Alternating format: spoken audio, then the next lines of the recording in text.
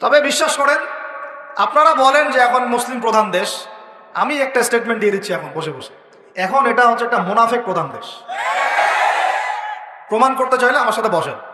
মুনাফেকের আলামত যে কয়টা আছে, কি এক নাম্বার কি, কথা বললেই মিথ্যার উপর দাঁড়ায় আছেন সবগুলো। 2 নাম্বার, আমানত রাখলেই খেয়ানতের উপর খেয়ানত, খেয়ানতের উপর খেয়ানত।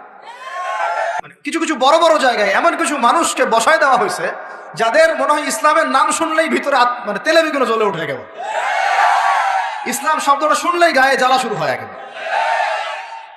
তো বেশি দিন নাই ইনশাআল্লাহ, হয় আল্লাহর গজবে এগুলো ধ্বংস হবে, অথবা ইনশাআল্লাহ তাআলা আবাবিল পাখি তো আর আসবে না পাথর ছুটতে। আবাবিল তো পাখির নাম না, আবাবিল মানে ঝাঁকে ঝাঁকে, মানে এটা তো ওই আবরাহার বাচ্চা আবরাহার যুগ না যে আবাবিল আসবে আর পাথর ফেলবে। আসবে, পাথর ফেলার প্রজন্ম তৈরি হবে ইনশাআল্লাহ। মূল সমস্যাই হচ্ছে করাপশন, দুর্নীতি, মূল সমস্যাই। এটা যদি না থাকতো সারা বিশ্বে বাংলাদেশকে টক্কর দেওয়ার মতো কান্ট্রি খুব কমই থাকতো। কে না জানে এগুলা, সবাই জানে, আর আমরা মেনেও নিয়েছি এগুলা ভাই, চুপচাপ মনে মনে মেনে নিয়েছি যে ওইখানে গেলে এত দেওয়া লাগবে, ওইখানে এত না দিলে আমার এটা হবে না, ওইখানে এটা দিতে হবে, ওইখানে এটা করতে হবে, আমরা মেনেও নিয়েছি মাশাআল্লাহ। মনে করেন আমি একজন ইমাম সাহেব, আমি যদি আমার দায়িত্বে পালন ঠিক মতো না করে আমিও খেয়ানতকারী। এই যে লেকচার দিতে বসছি, এখন আমি যদি চিন্তা করি যে ডাইনে বামে কথা বলে সময় পার করে দেই, হক কথা বলার দরকার নাই, বললে আবার এটা সেটা, আমি হচ্ছে এখানে এই চেয়ারের খেয়ানতকারী। প্রত্যেকটা ক্ষেত্রে চলতেছে এগুলা। 3 নাম্বার হচ্ছে যখনই ওয়াদা করে, কি করে বলেন তো, কয়জন ওয়াদা রাখি আমরা? কোন কোন সময় দেখা যায় অমুসলিম ওয়াদা রাখছে, মুসলমান রাখে নাই।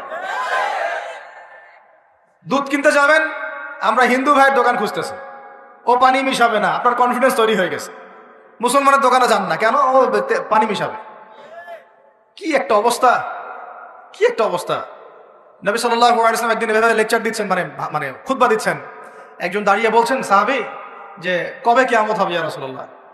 তিনি বলছেন যে যখন দেখবা যে অনুপযুক্ত ব্যক্তির হাতে দায়িত্ব অর্পণ করা হয়েছে, তখন ফান্তাজুরিস সাআ, কিয়ামতের অপেক্ষা করতে থাকো। আমরা এই যুগে বাস করতেছি না? এমন করা পাপ নয়, এই শহরে হচ্ছে না। মূল পাপ কয়েকটা হচ্ছে। 1 নাম্বার হচ্ছে শিরক, কি হচ্ছে? তারপরে হচ্ছে প্রতারণা। নবী সাল্লাল্লাহু আলাইহি ওয়াসাল্লামের কথা কি মিথ্যা?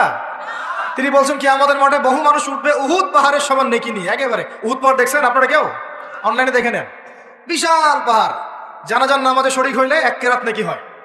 1 কেরাত মানে 1 উহুদ পাহাড় সমান। আর মাটি দিয়ে আসলে আরেক কেরাত নেকি হয়, মানে আরেকটা উহুদ পাহাড়ের সমান।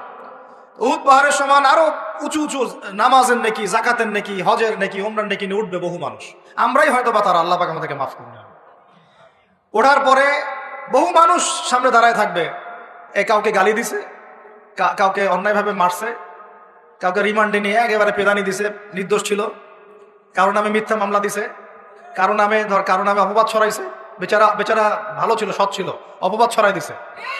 কারো নামে ধরেন যে কারো গীবত করছে, কারো টাকা নিয়ে টাকা দেয় নাই, হ্যাঁ, কারো জমি আত্মসাৎ করে খাইছে, ভূমিদস্যু ছিল।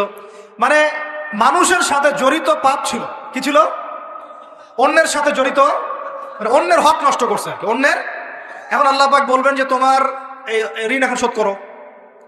ওই দিন তো ঋণ শোধ করার কোনো বুদ্ধি আছে?